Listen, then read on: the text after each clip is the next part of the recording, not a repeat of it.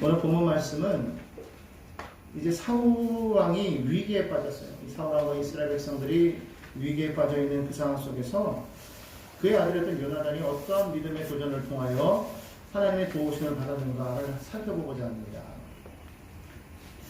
그 요나단은 어떠한 믿음을 가졌으며 하나님은 어떻게 역사하셨는가, 오늘 우리가 말씀을 통해서 보기를 원합니다. 오늘 본문은 아니지만 13장에 보면은 사울이 40세에 왕이 되었다고 그렇게 말을 하고 있습니다. 사무엘상 13장 1절에 말합니다. 사울이 왕이 될 때에 40세라. 이스라엘이 이제 사사시대에서 왕정시대로 접어들었습니다. 그러나 상황은 전혀 바뀌지 않았어요. 사사시대요 왕정시대라는 틀은 바뀌었지만 여전히 블레셋은 그들에게 큰 위험이 되고 있는 그러한 상황이었음을 성경은 보여주고 있습니다. 사울이 이제 왕이 되어서 2년이 되었습니다. 여전히 블레셋은 그들에게 위협적인 존재였습니다. 그런데 바로 그때 13장에 보면 오늘 2절에 요나단이 블레셋 사람들의 수비대를 쳤다고 성경은 그렇게 말씀을 합니다. 아마 젊은 사람의 패기가 있었기 때문에 그럴 수도 있고 믿음이 있었기 때문에 그럴 수도 있겠지만은 그가 담대하게 나아가서 이 이스라엘 사람들이 이 블레셋의 수비대를 칩니다. 성경을 자세히 보면 그때 당시에 이 사울 왕과 함께 거하였던 사람은 2,000명의 병사가 있었고 요나단에게는 1,000명의 병사가 있었다고 말하고 있어요. 바로 2절 말씀이죠. 13장 2절입니다. 그런데 이 1,000명의 군사를 가지고서 블레셋 수비대를 친 일이 블레셋 사람들에게는 이스라엘 사람들이 싸움을 걸어온 것으로 생각합니다. 그래서 블레셋 사람들이 마침내 사람들을 모아서 이스라엘과 싸우려고 모였습니다. 얼마나 되는 숫자가 모였느냐? 13장 5절에 보니까 병거가 3만이요 마병이 6천이고 그를 따르는 백성들의 숫자가 해변의 모래와 같이 많았다고 말하고 있어요. 반면에 지금 사울 왕에게는 몇 명의 군사가 있습니까? 3,000명의 군사가 있습니다. 물론 그 일을 듣고 많은 사람들이 모여들기는 했지만 다 아직은 오합지졸이죠. 지금 현재 군사로 쓸 수 있는 사람은 약 3,000명밖에 없었습니다. 그런데 상대방은 어떻습니까? 병거만 3만이에요. 병거의 숫자만 해도 10배가 넘습니다. 마병이 6천입니다. 그리고 군사가 헤아릴 수 없이 많이 몰려와 있어요.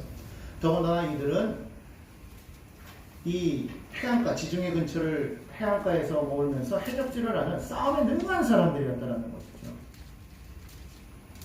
그런 사람들과의 싸움이 될 수가 있겠습니까? 도저히 될 수가 없는 거예요. 아무리 사울이라는 왕이 세워졌지만 바뀐 게 없잖아요. 그저 왕정이 되었다는 것밖에 바뀐 게 없습니다. 물론 그 이전에 길앗 야베스를 구하기 위해서 암몬 사람들과의 전쟁할 때에 사울은 놀라운 하나님의 능력을 보여줬습니다. 그것 때문에 왕이 된 것을 우리는 분명하게 기억하고 있습니다.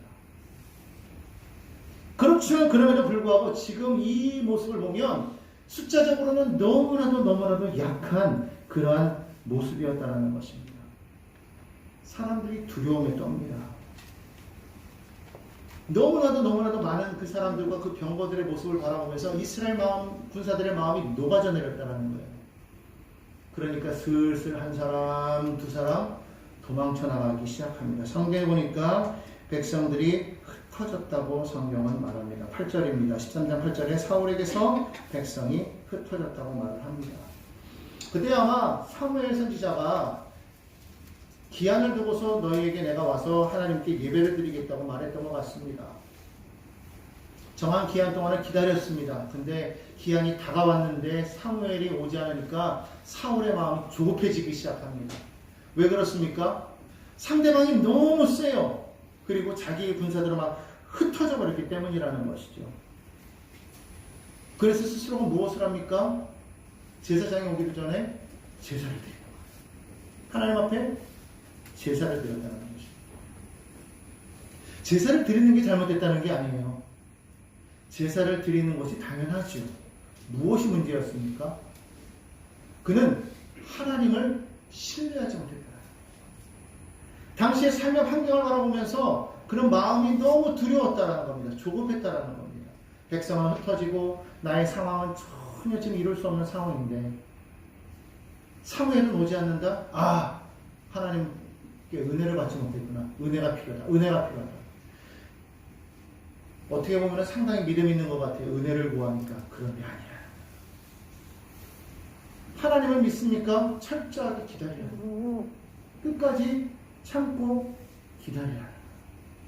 근데 사울 왕은 그러지 못했다는 겁니다. 사울은 분명히 깨달았어야 돼요. 무엇입니까? 나는 왕으로 세워졌지만 진짜 이 백성들의 하나님은 누구냐? 왕은 누구냐? 하나님이시라는 것을 그는 깨달았어요. 그는 비록 왕으로 세워졌지만 자신은 대리통치자요 진정한 왕은 하나님이시라는 것을 그가 믿고 고백했어야 됐다. 불과 2년밖에 안 되는데 그는 그것을 잊어버렸다는 겁니다. 사무엘이 크게 화를 내죠. 그리고서는 책망하고 떠나갑니다. 왕의 나라가 길지 못할 것입니다. 하나님께서 마음에 맞는 사람을 구하여 그에게 왕위를 넘길 것입니다. 그를 지도자로 삼을 것입니다. 화가 나서 그만합니다. 너무너무 불안한데 사무엘의 그 말이 사울을 더 긴장하게 만들었습니다. 근데 일은 이미 벌어지고 말았어요. 자, 그러고 나서 자신을 이제 다시 한번 정신을 차리고 정비를 해봅니다. 도대체 나에게 남아있는 사람이 몇 명인가 하고 봤더니 세상에 이런 600명밖에 남지 않았어요. 상대방은 몇 명인데 병거만 3만이고 마병이 6천이고 무수한 군대가 있는데 자신에게는 이제 남아있는 사람이 고작 600명에 불과하다.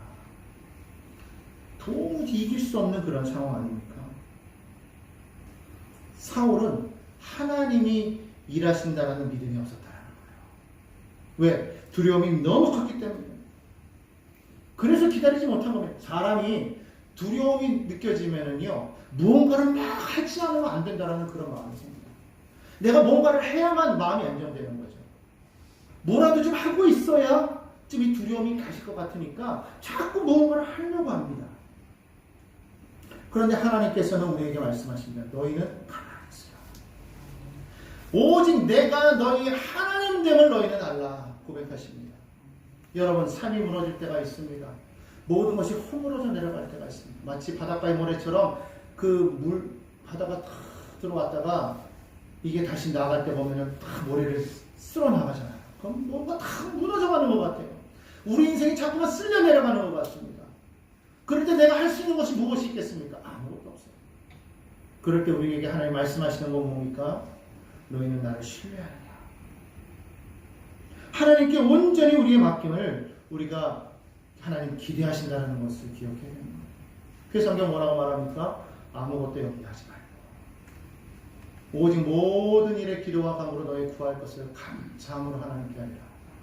그러면 모든 지각에 뛰어난 하나님의 평강이 그리스도 예수 안에서 너희 마음과 생각을 지키시리라. 지키시리라. 누가 지키십니까? 하나님이 지키십니다. 너희가 염려함으로 너희 길을 한자나 더할 수 있겠느냐? 주님 말씀하신 거예요. 우리가 염려한다고 해서 우리의 생명을 하루라도 또 연장할 수 있습니까? 못한다는 거예요. 생명의 주관자는 하나님이시기 때문에 우리가 염려하고 걱정한다고 해서 되는 게 아니라는 거예요. 우리가 애쓴다고 되는 게 아니라 하나님께 맡기라는 거예요. 염려한다는 것은 무엇을 뜻합니까? 하나님을 신뢰하지 못한다는 증거가 된다는 거예요. 오늘 그렇기 때문에 우리는 하나님을 전적으로 신뢰해야 돼요. 하나님 우리의 왕이심을 신뢰해야 되는 거예요. 사울은 왕이었지만 자신이 왕이 아니라 하나님의 대리통치자임을 기억하고 진정한 왕이신 하나님을 신뢰하고 나아갔을 때 그의 모든 삶에 지금 다가온 이 모든 일들을 하나님이 이룰 수 있다는 놀라운 역사를 그는 체험했을 것입니다. 이미 벌써 그는 암몬과의 전쟁에서 그것을 체험했음에도 불구하고 여전히 마음이 두려웠던 것은 그때는 성령에 붙잡힌 바 되는데 지금은 어때요? 왕이라는 그것 때문에 하나님을 놓쳐버렸다는 겁니다. 여러분 기억하십시오. 진짜 왕은 누굽니까? 하나님이 진짜 따라하십시다. 하나님이 진짜 왕이십니다. 하나님이 우리의 왕이시라면 여러분 생각해 보십시오. 하나님이 왕이신 하나님이 당신의 백성들이 이방인들 즉 적의 손에 그들의 삶이 무너져가는 것을 하나님이 그냥 바라만 보고 계시겠습니까? 아니라는 거예요. 하나님은 반드시 그 백성들을 지키신다고 말씀하고 있는 거예요. 그런데 왜 우리는 두려워할까요? 우리가 행할 수 없기 때문에 그렇습니다. 우리가 감당할 수 없기 때문에 그렇습니다. 여러분 우리가 감당할 수 없는 그때에 하나님께서 우리를 도우시는 것을 믿으시기를 예수님의 이름으로 축복합니다.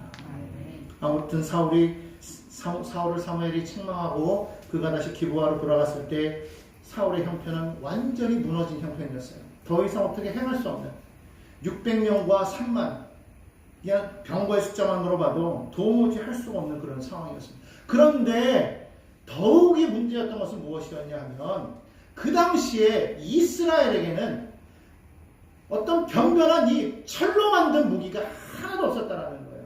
성경은 뭐라고 말하고 있습니까? 오직 요나단과 사울에게만 있었다고 말합니다. 성경 사무엘상 13장 22절 한번 보시기 바랍니다.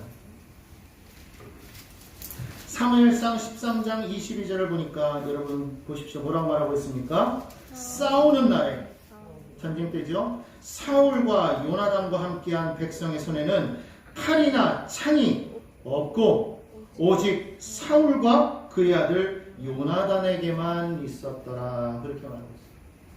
이 말이 무슨 말입니까? 자세히 올라가 보면 19절에 그렇게 말합니다. 그때 이스라엘 온 땅에 철공이 없었으니 그렇게 말합니다.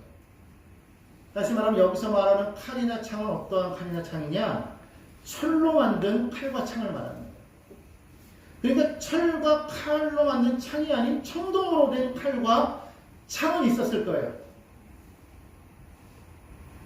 그렇지만 당시에는 상대방들도 청동으로 된 칼과 창을 갖고 있었기 때문에 얼마든지 싸움이 됐겠죠. 그런데 블레셋은 달랐다는 거예요.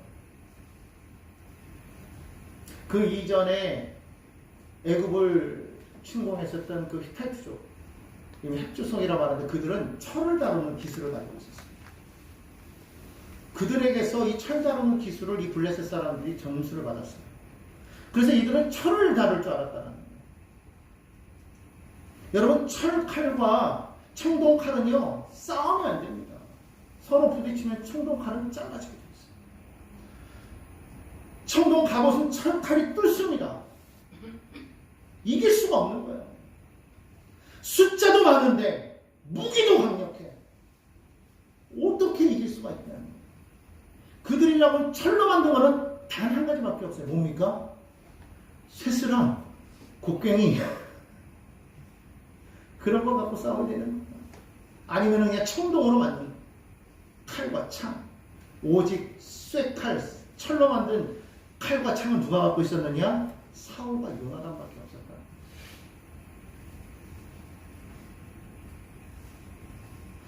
엎친 데 덮친 격이죠.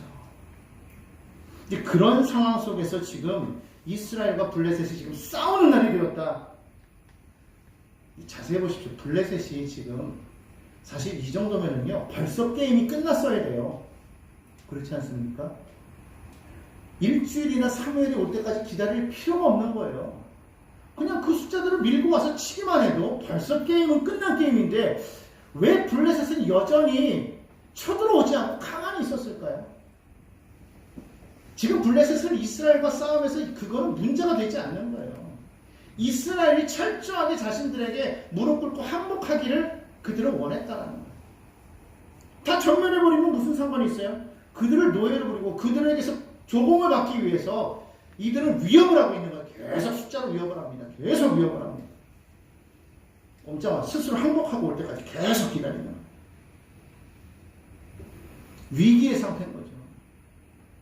근데 바로 그때 그런 상황에서 요나단이 바로 이 자기와 함께하고 있는 자기 무기 든 소년에게 이와 같은 말을 했다라는 겁니다. 오늘 본문 말씀이죠. 6절입니다. 우리가 이 할례 받지 않는 자들에게로 건너가자. 정확하게 말하면 어디냐면 우리가 저 건너편에 있는 블레셋 사람들의 부대로 건너가자. 그렇게 말합니다. 지금 요나단에게는 이제 군사도 없어요. 누구만 남았습니까? 자기 무기 든 그 소년 하나 남았어요. 딱 둘입니다. 둘. 그런데 적진을 향해서 건너가자라는 거예요. 1000명의 군사가 있었을 때에도 힘든 일을 지금 단 둘이서 일을 행하자고 했을 때 이 얼마나 무모한 일이겠습니까? 사실 어떻게 보면 그렇게 말할 수도 있어요. 앞서서 이 싸움의 원인이 지금 요나단이 블레셋 수비들을 쳤기 때문이니까 이 사람이 미안해서 그렇게 하는 것일 수도 있겠다 생각할 수도 있어요. 또 하나는 그래도 왕자인데 젊은이인데 내가 한번 이 위기를 한번 타개해버리라. 어쩌면 이러한 영신이 아니면 젊은이의 객기 그런 걸 가지고 나아갈 수도 있었다라는 겁니다. 그런데 성경은 그렇게 보고 있지 않다라는 거예요. 오늘 6절 말씀 우리 다시 한번 읽어보겠습니다. 함께 읽습니다. 시작. 요나단이 자기의 무기를 든 소년에게 이르되 우리가 이 할례 받지 않은 자들에게로 건너가자 야훼께서 우리를 위하여 일하실까 하노라. 야훼의 구원은 사람의 많고 적음에 달려있지 아니하였느니라. 지금 블레셋 사람들을 향해서 요나단이 뭐라고 말하고 있냐면 저 할례 받지 않은 사람들이라고 말하죠. 할례 받지 않은 자들. 무슨 말입니까? 하나님의 언약의 백성이 아니라는 거예요. 선택받은 백성이 아니라는 겁니다. 우상을 섬기는, 다시 말하면 하나님을 멸시하는 자들이라는 말이에요. 요나단은 깨달았던 거예요. 하나님께서 그런 하나님의 백성들을 두렵게 하고 무참히 질병하지 않은 바로 저들이 하나님이 가장 미워하시는 바로 그런 자들이었다는 것을 요나단은 알고 있었다는 거예요. 그것이 그의 마음에 커다란 거룩한 분노를 일으켰다. 어떻게 감히 할례받지 않은 백성들이 할례받은 하나님의 백성들이 조롱할 수 있겠는가? 그 이면에는 무엇이 있었습니까? 하나님의 할례받은 백성들, 하나님의 백성들을 위해서 일하실 것이다. 그는 믿었다는 거예요.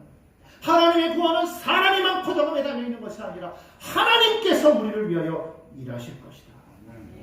앞서 사울은 하나님이 일하신다는 것을 믿지 못했기 때문에 사무엘의 책망을 받았어요.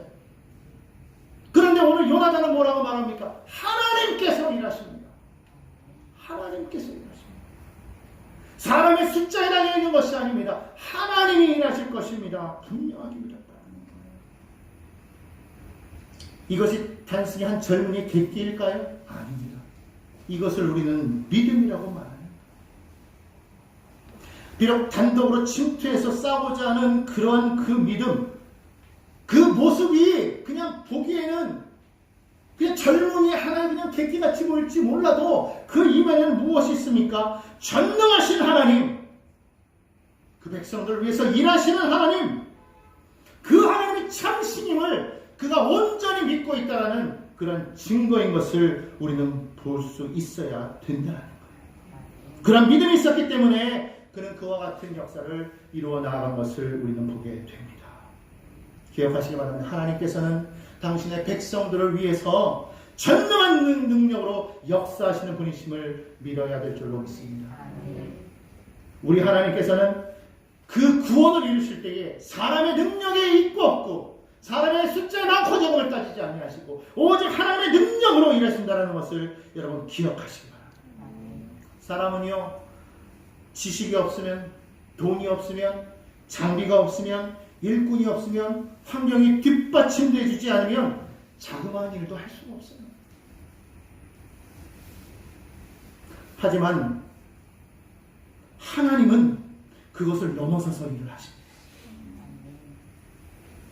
하나님은 자그마한 일뿐만 아니라 심지어 적군의 손에서, 그 우리보다도 더 많은 적군의 손에서도 능히 우리를 구원하실 수 있는 그런 분이시라는 것을 우리는 기억해야 될 줄로 믿습니다. 왜 그렇습니까? 하나님은 창조주요 만물을 다스리는 역사의 주관자이시기 때문입니다.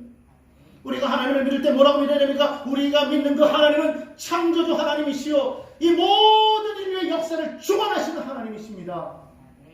이것이 우리의 믿음이 되어야 된다는 거예요. 그 믿음이 있을 때 하나님이 일하신다는 고백이 나오게 될 줄로 믿습니다. 그 하나님을 믿지 못하기 때문에 현실 속에서 주는 그 두려움에 우리가 사로잡히게 되는 거예요.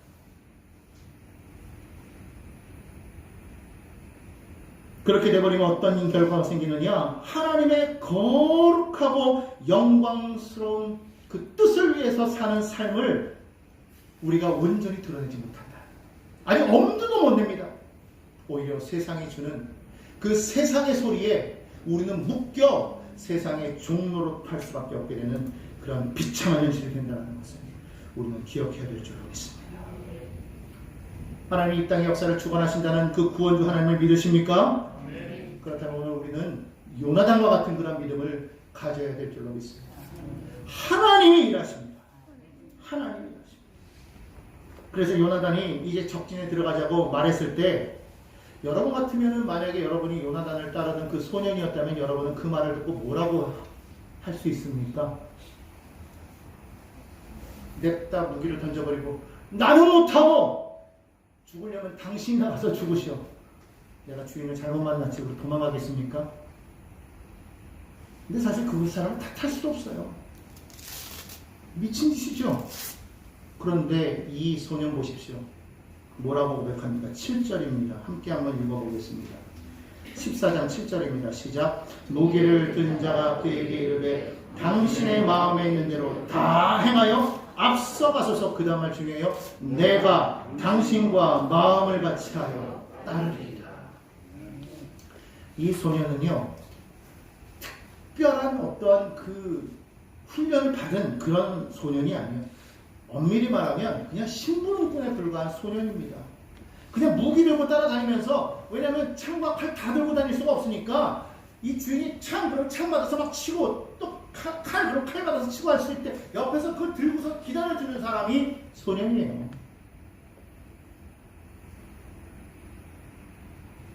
그냥 그것을 위한 소년입니다. 군사훈련 받은 군인이 아니라는 거예요. 그런데 그 소년의 그 말이 요나단에게는 엄청난 큰 힘이 된다는 것을 여러분 기억하시기 바랍니다. 우리의 믿음의 고백이 정말 이 요나단에게 큰 힘을 주는 것처럼 우리 성도들의 믿음의 고백이 모든 주의 종의 마음에 용기를 주는 거예요. 능력이 많고 적음이 아니라 하나님의 그 마음을 알고 당신과 마음을 같이 하여 따르리이다. 자, 그때 성경을 자세히 보니까요, 요나단이 건너가기 전에 먼저 시험을 합니다. 이 성경을 보면은 이렇게 말하고 있어요. 4절을 보니까요, 14장 4절을 보니까 이렇게 말합니다. 요나단이 블레셋 사람들에게로 건너가려 하는 어귀 사이, 이쪽에는 험한 바위가 있고 저쪽에도 험한 바위가 있는데 하나의 이름은 보세스요 하나의 이름은 세네라. 그렇게 말하고 있어요. 우리 편에 바위가 큰 게 있어요. 저쪽에도 바위가 큰 게 있어요. 어마어마한 바위인 것 같아요. 특정한 어떤 특색이 있는 바위인 것 같아요. 오죽 했으면 이름이 지어졌겠습니까? 설악산에 가면 울산바위가 있어요. 흔들바위가 있지 않습니까? 다른 바위 다 이름 주지 않아요. 뭔가 특색이 있기 때문에 이름 주지 않아요. 이 바위들에게는 보세스와 세네라는 이름을 주었어요. 그 뜻을 자세히 보니까 하나는 미끄러운이라는 뜻을 가지고 있어요. 빛이 난다, 미끄럽다, 반짝반짝 반들반들한 거야. 사람이 올라가기 힘든 거예요. 또 하나는 세네라는 이름을 가지고 있습니다. 이거는 가시가 많다는 뜻을 가지고 있어요. 가시가 많기 때문에 또 사람이 올라가기 힘든 그런 바위가 지금 양쪽을 버티고 있는 거예요. 근데 거기서 요나단이 말합니다. 내가 여기서 싹 보였을 때 저쪽에서 블레셋 사람들이 나를 바라보면, 야! 너 뭐냐? 나 이스라엘 사람이다. 너 싸우려고 하면 너 올라와라. 아, 그럼 하나님이 저들 우리 손에 붙인 거니까 우리 올라가자. 그런데 만약에 딱 섰는데, 야, 너 거기서 우리가 갈 거야. 그러면, 아, 하나님 우리에게 붙이신 거 아니구나. 그냥 우리 가만히 있자. 시험을 한 거예요. 왜 시험했겠습니까? 이 두 바위는요, 이름 그대로 가기 힘든 바위, 절대로 사람들이 갈 수 없는 곳이라는 거예요. 미끄럽고 가시가 많고 어떻게 갑니까? 블레셋 사람들조차도 이쪽으로는 사람이 공격해 들어오지 않으니까 안심하고 있는 곳이라는 거예요. 몇 사람 있지 않았다라는 거예요. 그러니까 요나단이 딱 이렇게 보입니다. 블레셋 사람들이 말하죠. 야! 너희가 이리 올라와라. 너희가 이리 올라와라. 요나단이 뭐라고 말합니까? 하나님이 우리에게 저를 붙였다. 하나님 도우신다. 가자. 그들이 왜 올라오라고 했겠어요? 왜 올라오라고 했겠어요? 못 올라올 게 뻔하거든요. 미끄럽지. 올라오다가 미끄러 떨어지면 죽는 거예요. 가시가 많아가지고 찔리면 고통이 이만저만. 못 올라오는 거예요. 가시 덕분에 어떻게 치고 올라와. 올라와도 올라오다가 이미 지쳐가지고 뭐 단숨에 제거할 수 있으니까 뭐 얼마든지 올라와라. 거들떠보지도 않았다는 올라와 그래놓고 해서 지켜본 게 아니라 올라와 그러고 신경도 안 썼다라는 거예요. 요나단이 올라갑니다. 어떻게 올라갔습니까? 성경에 보니까요. 손발로 기어 올라갔다고. 손발. 그냥 두 발로 간 게 아니라 너무 거치니까 손발로 이렇게 엎드려가지고 막 이렇게 올라가는 그런 데였다라는 거예요. 13절에 보니까 요나단이 손발로 기어 올라갔고, 야, 그날 무기 든 소년이 대단한 거예요. 그 무기까지 들고 거기를 따라갔다는 거 아닙니까? 에이, 모르겠다. 포기하고 도망가도 되는데, 그걸 따라갔어요. 적들은요, 신경도 안 쓰고 있다가 갑자기 두 사람이 딱 나타나니까 놀래버린 겁니다. 준비도 안 하고 있다가 요나단이 막 칼을 휘두르면서 막 가니까 순식간에 20명이 죽었어요. 어떻게 20명이 죽을 때까지 그들은 가만히 있었을까요?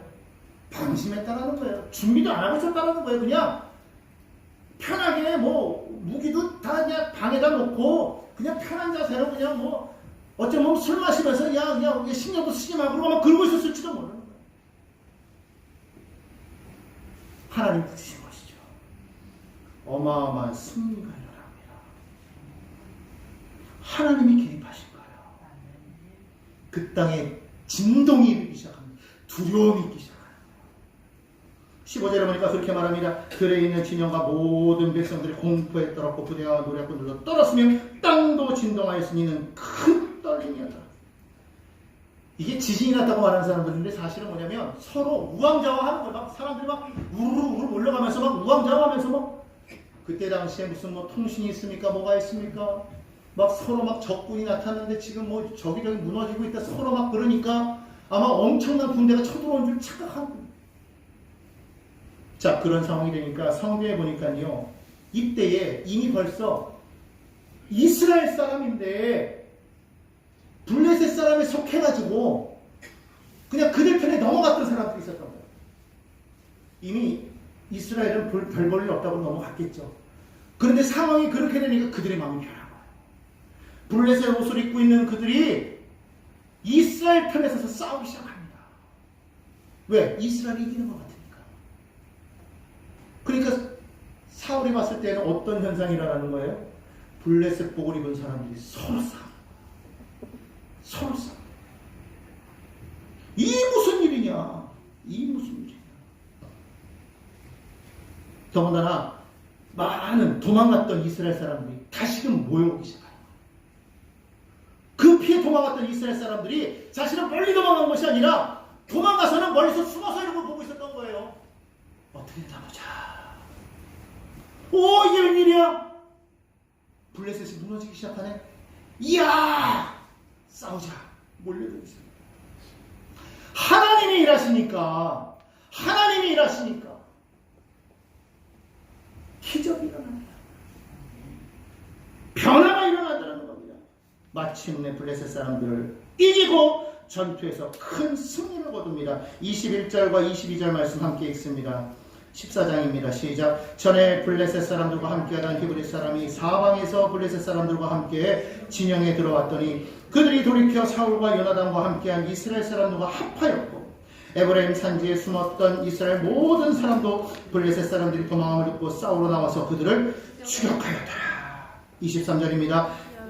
야훼께서 그들의 이스라엘을 구원하심으로 전쟁이 베드로에를 지나니라. 23절 말씀 뭐라고 말하고 있습니까? 누가요? 야훼께서 그날에 이스라엘을 구원하심으로. 요나단이 아닙니다. 사울이 아닙니다. 이스라엘이 아닙니다. 하나님이 구원하십니다. 오늘 우리는 이 하나님을 절대적으로 신뢰해야 됩니다. 사람이 행합니까? 아닙니다. 하나님이 행하십니다. 하나님은 그 믿음의 도전을 기뻐하십니다. 그걸 보시고 하나님이 일하시는 줄로 믿습니다. 구원은 누구에게 있습니까? 하나님께 있습니다. 오늘날 우리 모든 믿음의 사람들이 기억해야 될 것은 하나님이 행하신다. 따라하십시다. 하나님이 행하십니다. 오늘 우리가 이 믿음을 가지고 나아갈 때 하나님의 크신 은혜가 저와 여러분 삶 가운데 넘쳐나게 될 줄로 믿습니다.